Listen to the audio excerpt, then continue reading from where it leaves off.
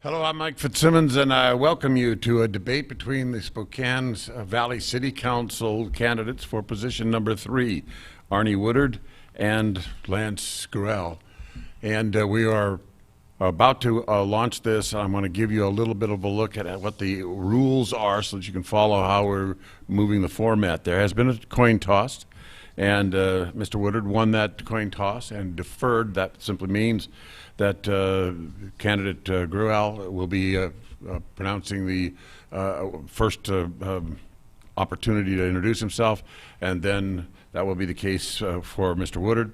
Then Mr. Gurel will also then defer, for the first question will come to Mr. Woodard, and at the end of the entire debate, then the reverse order will be the case for closing arguments, or if you will. The questions will be, first of all, the opening statements will be 90 seconds for each. During the questioning, they'll have a period of 60 seconds, or 90 seconds to respond. A 60-second rebuttal will be available, and then there will also be a 30-second counter, and then we'll move on to another question. And that other question may be a follow-up to something we are already discussing. If we want to stay in that, that is my option as the moderator. The questions are going to be addressed to each of the candidates on a rotating basis, and as I say, at the end of the debate, then there'll be 60 seconds for closing remarks for each of the candidates. So let us begin. Mr. Gurel, tell us about you. Hello, my name is Lance Gurel, and I'm running for Spokane Valley City Council. I'm an accountant, and this is the first time I've run for public office, so I have not been in front of this camera before. I decided to get involved in the city government, and the city council seemed like a good fit for me as an accountant, as someone who believed in working with common sense, and as someone who was a problem solver and used to working at problems analytically. I appreciate the opportunity to introduce myself to your audience. I think you've probably seen my signs around, the distinctive purple signs, and I'll take a second just to say a little bit about those. I came up with the color purple because red mixed with blue gives you purple. And my intention of running for this position is to view it as a nonpartisan race, to know that I'm going to be representing all nearly 100,000 people in Spokane Valley, and I've been endorsed by Democrats, I've been endorsed by Republicans, I've been endorsed by Republican former council members and mayors. I've been endorsed by Sheriff Ozzie Knezovich. None of these people agree with me about everything, but they all know that I'm the kind of person who will listen to problems and come to solutions without undue influence from outside influences. Okay. Thank you. Thank you very much. We'll add an extra 5 seconds to your response as well. Go ahead, sir. Well, good afternoon, all. And this might be filming and released later, I don't know. But I'm Arne Woodard. I am your councilman for position 3 and have been for 9 years, almost 9 years. I was appointed, ran 2 campaigns with great support from you, the Valley. And I'm a lifelong Valleyite. I'm 66 years old, was brought home to Far Road, and have lived in the Valley my whole life. I went to Gonzaga Prep, did a couple of years, almost 2 years of college, and was asked on our farming operation to drop out of college and help take care of cattle, and I've never made it back to college. However, I've been to the College of Hard Knocks. I've started a number of small businesses. I am the epitome, if you will, of what Spokane Valley is about. We love entrepreneurs. We love independent people. We love conservatives. We love family values of tradition primarily. We are people that want to be left alone from government. And I have done that as a councilman. We have reduced a tremendous amount of regulation through our comp plan that we did 2.5 years ago. We're right now doing another couple of chapters, and we're trying to reduce, make it easier for you to live, to work, to start a business, and to continue to be a producing person of the Valley. Thank you. All right, sir. And we begin with the first question for you, Mr. Woodard. What are the essential duties Spokane Valley was founded to accomplish, and how well has the city been performing those duties? Well, Mike, we run under a code law. The state legislature set the parameters of what a code city does, and that's what we are, as opposed to a charter city like Spokane. I couldn't tell you what all theirs are, but we have two things to do, only two that are required of us. That is public safety, which would include courts, public defenders, those kinds of things, juvenile detention, all of that, including the law enforcement. And secondly, by the way, that's about 62 cents on the dollar of all the tax dollars brought in go to public safety. The second thing is infrastructure. Now, infrastructure entails everything above and below the roads, including the roads. It also includes parks and economic development. And since I've been on the council, the economic development has really become a big part of that infrastructure. We have increased the number of registered businesses in Spokane Valley by over 3 times from 9 years ago. So people are responding to less government, if you will, less interference, and are building businesses and moving their families here. All right. And Mr. Gurel, you have the opportunity to respond to what he had to say. 60 seconds. I understand that these are the legal parameters under which the city operates. But as a city of 100,000 people, our people expect our city government to be ready to adapt to the fact that we are a changing city. Our demographics are changing. We need to have city council members who are willing to look at problems in a fresh way and willing to look outside the box of just those 2 initial responsibilities of government.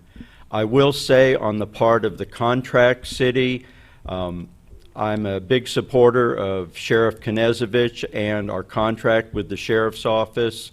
I think it is a good choice for our city. All right.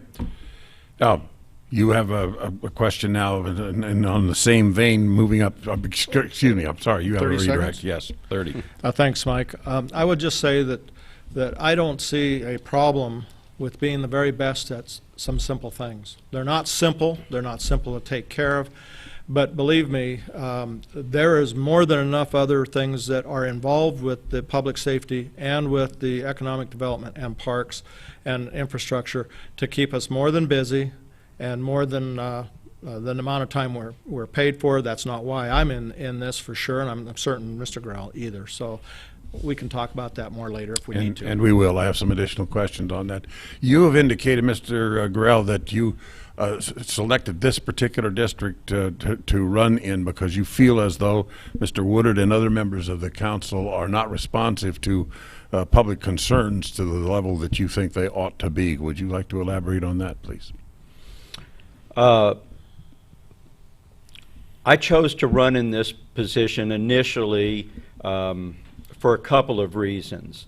When I first started going to council meetings, I knew that there were 3 positions that were open. I thought Council Member Peets had a lot of outstanding ideas, and I decided I would rather work with her than run against her. Tim Hattenberg had already announced for the seat that Sam Wood is in and decided not to run for. And this position 3 was the position that was open to me. Since I've been going to city council meetings, I have felt like I was glad that this was the decision I made. I think that the city needs to be responsive to the fact that our demographics are changing. We have nearly 20% minority students in our high schools in the valley. To say that there are no issues that might require us to take a close look at whether we are doing all the things that we could do as a city to support our families and support our residents, I really think we need to be ready to look at those things. All right. Mr. Woodard? Well, the demographics have changed, are changing, and we're continuing to have younger people come back home because we've generated jobs. As far as not listening to the people, I would challenge Mr. Gurel to find anybody I haven't listened to if they've reached out to me and wanted me to talk to them. I talk to hundreds of people a year, lots of groups, into the hundreds of different kinds of groups. I've doorbelled enough to know that the minorities that I've talked to, and there's been lots of them, that they understand the high school dynamics. We actually have nothing to do with the schools. We have no control on them. They're their self-taxing entity in the valley.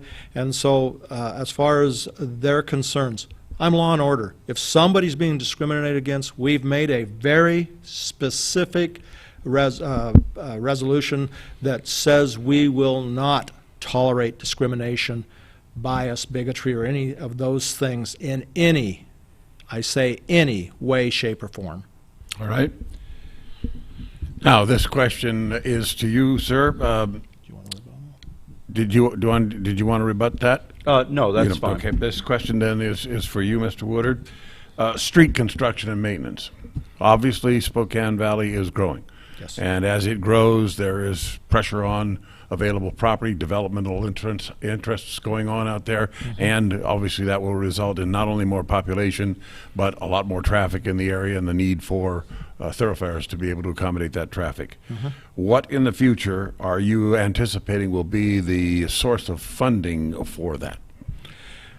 Well, first of all, Mike, I want to state first of all that I've always believed that we can almost always grow ourselves out of a recession or a problem. And we darn near did the Great Recession. We never laid off anybody on staff. We hired or authorized the hiring of some additional police. They still have not been able to fill that because of the nature of the policing entities in the world right now. Everybody's got a target on their back. It's hard to recruit people, and that's the sheriff's department as far as being able to get the recruits. As far as the infrastructure is concerned, we have done fairly well. We have had surpluses, and so we've used them for one-time capital projects. We have used them for our major arterials, and every one of the major arterials in Spokane Valley have been or are right now scheduled to be paved in the next year or 2 years. So we've really been able to utilize those for the really expensive projects. Secondly, we are building new roads where they need to be built to help create the movement of people, both industrial, business, and private, as far as citizens are concerned. The growth will continue because we've created the jobs. That's the infrastructure side of it. If you create jobs, people follow them. And so that's why we have this tremendous growth of around 5% per year.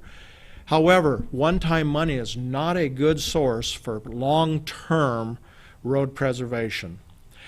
You can get grants for arterials and collectors and that kind of thing, and we'll talk some more perhaps in a minute. All right.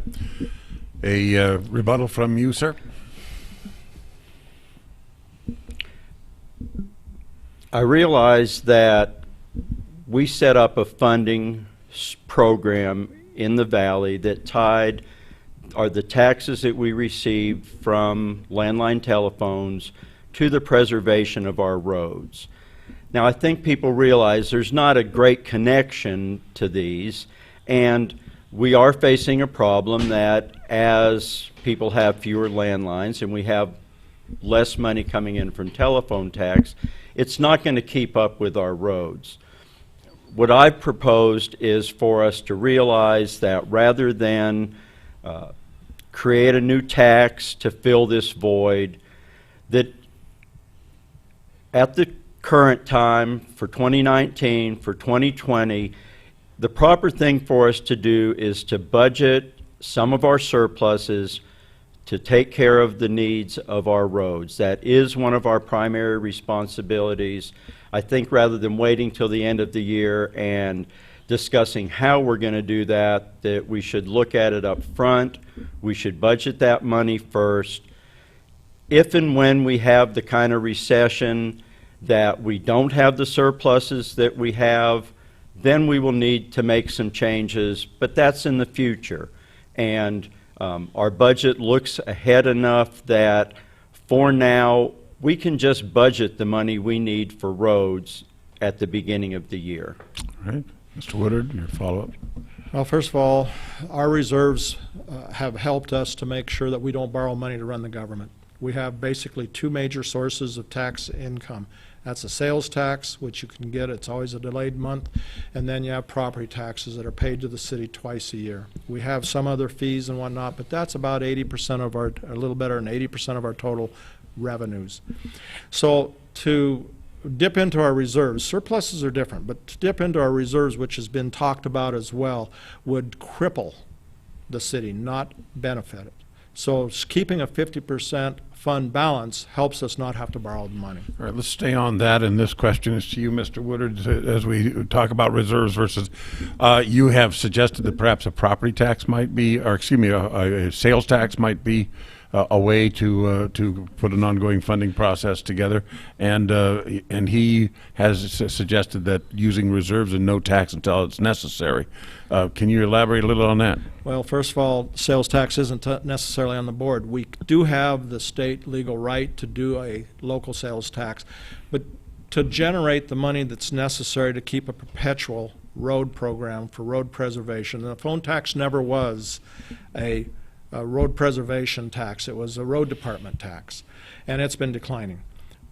It's less than half of what it was when it started in 2009. I was not there when that was done, so I'm not saddled with that one.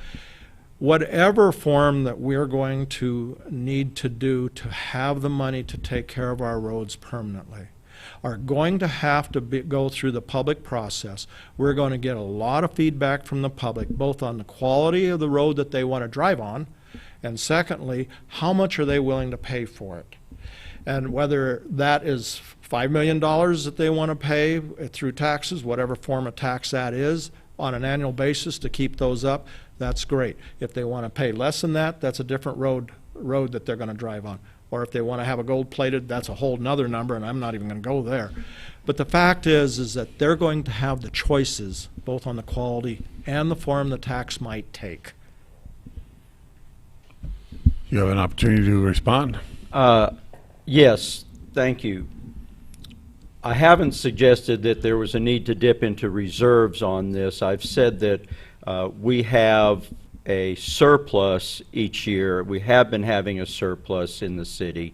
That last year, approximately $7 million, of which approximately $1 million the council decided to spend on filling a gap in the road preservation.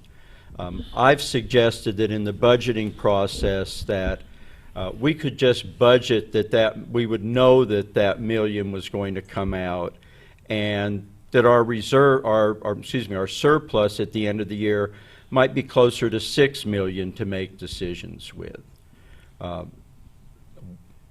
Okay. 30 seconds quickly. First of all, Fund 101 is not road preservation. That is the road department, take care of potholes, the sidewalks, take care of the shoulders, take care of snow removal, those kinds of things. That is not road preservation at all. If you take the $1 million, the $1.3 million that's projected for 2020, it's going to be $1.7 million in 2021. That hole has to be filled, period, just to keep a road department.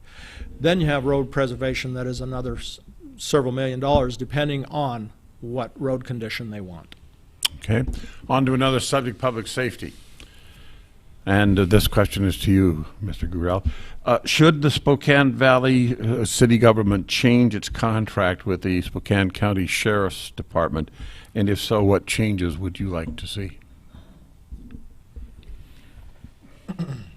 I think things have operated well for Spokane Valley under our current arrangement with the Sheriff's Department.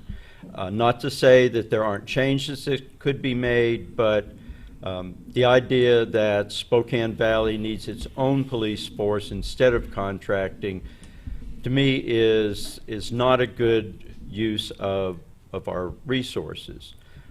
Now that said, There are gaps in the number of officers on the street in the valley. And I'm new at this, so when I talked to Sheriff Knezovich, he said that the city council could take actions and produce the money, and he could get officers on the street. I know that other people say that because of the backlog of training officers, that's more difficult. I know that the sheriff's office has crisis response teams that they're using where mental health professionals ride with officers. Those are expensive. We look for grants to fund them, but to me, those are the kind of opportunities that I would like to see us pursue with our contract with the sheriff, rather than feel like we should go a different direction ourselves. All right, Mr. Woodard. Well, first of all, it's always nice to know that we have the authority to go ahead and increase the deputies. That is a contract by union and guild with the sheriff. We don't have that authority. We contract for a dollar amount and a number of personnel, 107. And if the sheriff can't fulfill those, there's a settle and adjust process, so we get the settle back. That was a big part of the $7.1 million from 3 years ago that was paid out last year, or deferred into another account that's all been allocated, but $500,000 of it.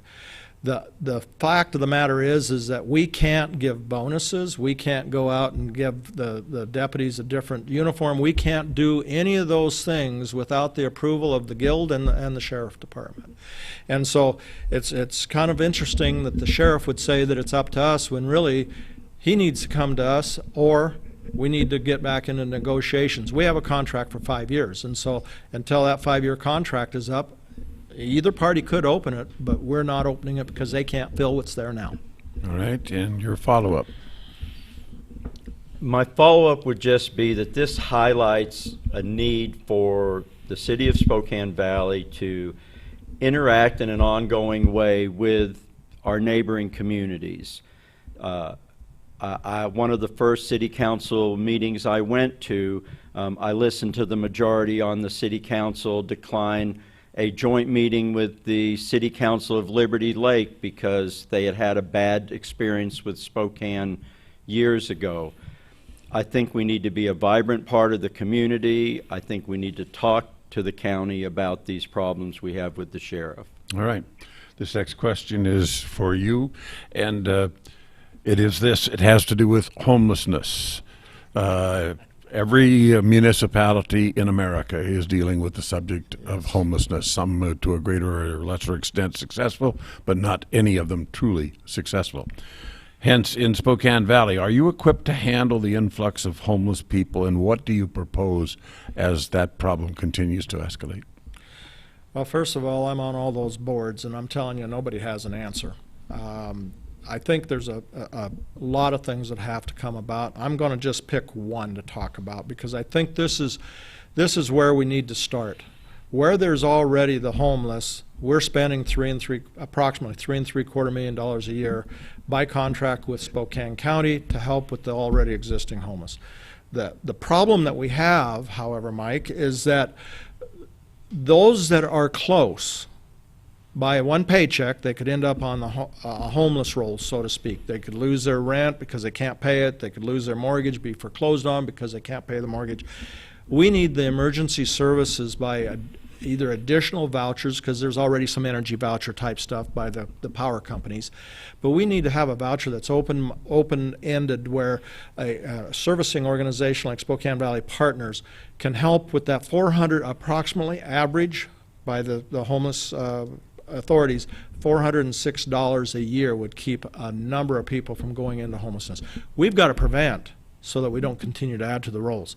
We're going to continue to deal with who's homeless. We're going to try to do the best we can with Spokane County, the other small cities within the county, and ourselves to come up with methods to try to take care of those folks. It's really sad to see them out there, and there's an awful lot of youth that are also in that mix that are not counted among the homeless. Mr. Gurel, your response. One of the things I was very glad to hear in your response, Arnie, was to bring up the fact that by far the vast majority of the people who find themselves homeless are our people. They're not people shipped in from else.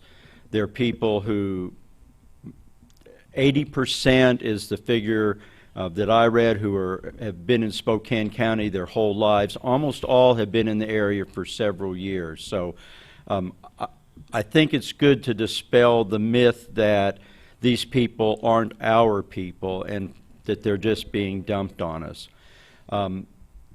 Within the first 100 days of my election to the council, I want to ask the Washington Secretary of Department of Commerce to include Spokane Valley in the pilot that they have with the city of Spokane to address youth homelessness. All right, and your follow-up.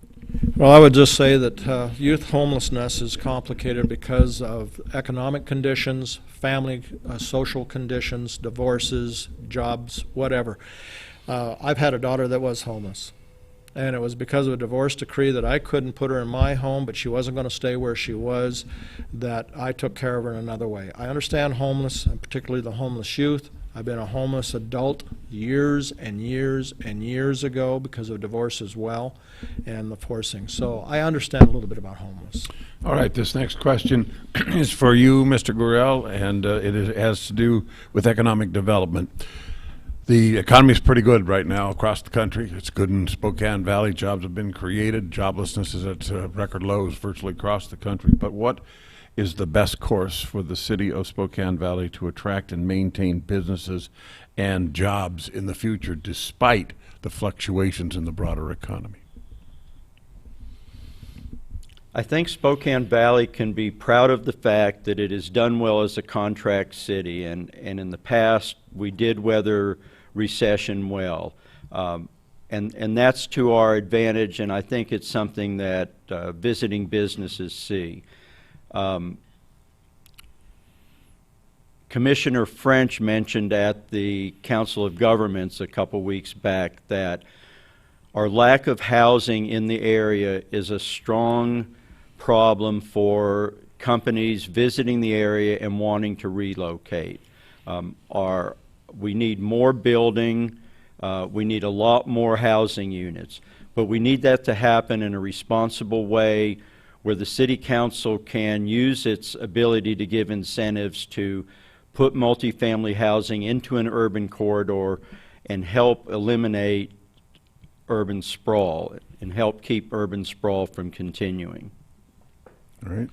Well, first of all, sprawl is a myth, so I'm just going to say that. But here's the thing. Economic development comes because you give a tax, you have an advantage over another community because of taxes, way of life, regulations, and all the rest of it. Housing is an issue everywhere. The Great Recession wiped out about 10,000 houses and homes, domiciles that could have been and would have been built had the builders not been basically bankrupted during that time, and most of them were small, like myself when I was building. They built anywhere from 1 to 10 houses. That was, I've been in real estate most of my life, or the last 24 years anyhow, and that's the segment that doesn't get talked about. Right now with the trades the way they are, we cannot in Spokane County, of which most of them are built in Spokane Valley, build more than 1,500 homes a year. We need every kind of home that you can get, small homes, tiny homes, apartments. We need condos. We need single-family residence. We need duplex, fourplexes. All those kinds of things would help. All right, and this will be the final question before we go to finally comments. And this one is to you, Mr. Gurel, and that is this.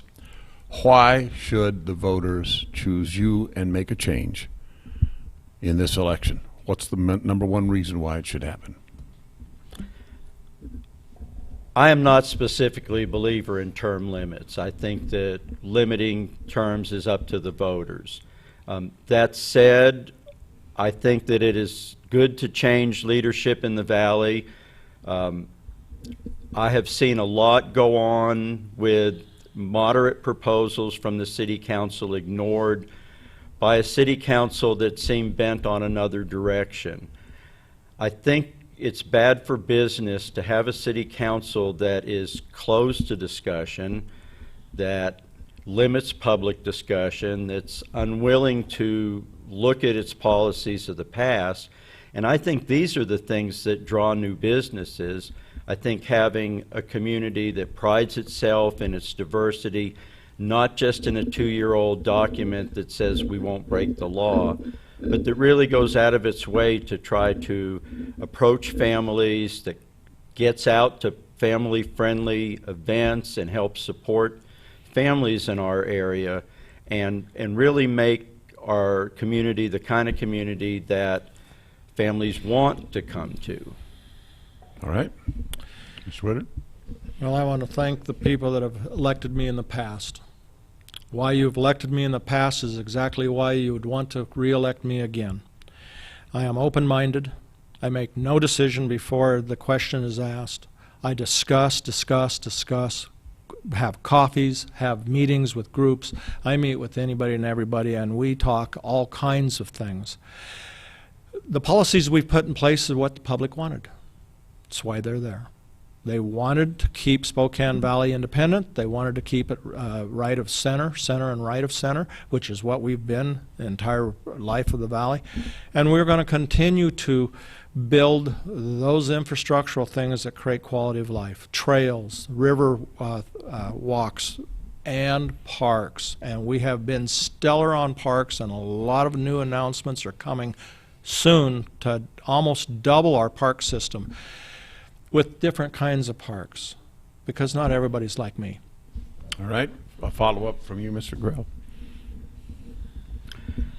I certainly want to thank Spokane Talks for having this forum. We were ignored by some of the other forums that happened in the city of Spokane, and I'm glad to get to have people in the valley get to know me.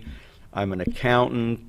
I'm a money guy. I'm for looking at problems analytically, and I haven't lived in Spokane Valley my whole life. My wife's family's from here. I've lived all over the country, and I came back to Spokane Valley because it's the most beautiful place in the world to live. All right, you'll each get a chance to elaborate a little more on your comments, because these are the closing comments now, 1 minute each, and we begin with you, Mr. Woodard. Well, thank you, Mike, for being the moderator. Thank you, Spokane Talks. This is always an opportunity to say to the public, thank you. It's been an honor and a privilege to serve you. If re-elected, I will continue to serve. If not re-elected, I'll continue to serve. That's what I've done for 47 years of my life, in my business life, my political life, my private life, my real estate life. I have served the public. And I would just only say that I've always been open, I've always been available, and I want to help you and continue to move the valley in the directions that keep your liberties as great as we can. And I would ask for your vote November 5th. All right. And a final comment from you, Mr. Gurel. I think that I'm the better candidate for this position. I feel like as an accountant, as a business person, I'm used to working with budgets. I think I see the city of Spokane Valley as what it's about to become. It's a city of, I'm going to say 100,000 people, because it's right at that. And we're a big city now, and we have new big city problems. We need leaders who can think outside the box, who'll invite different points of view into the council chamber, who'll welcome public comment, who welcome being questioned about what they do. I think that I'm happy to step up and serve in my community. I love Spokane Valley, and I think as an accountant, I will make a great addition to the city council. Gentlemen, we thank you for your participation this afternoon. And this has been the debate between the candidates for Spokane Valley City Council, position number 3. On behalf of Spokane Talks, I'm Mike Fitzsimmons. Thanks for watching.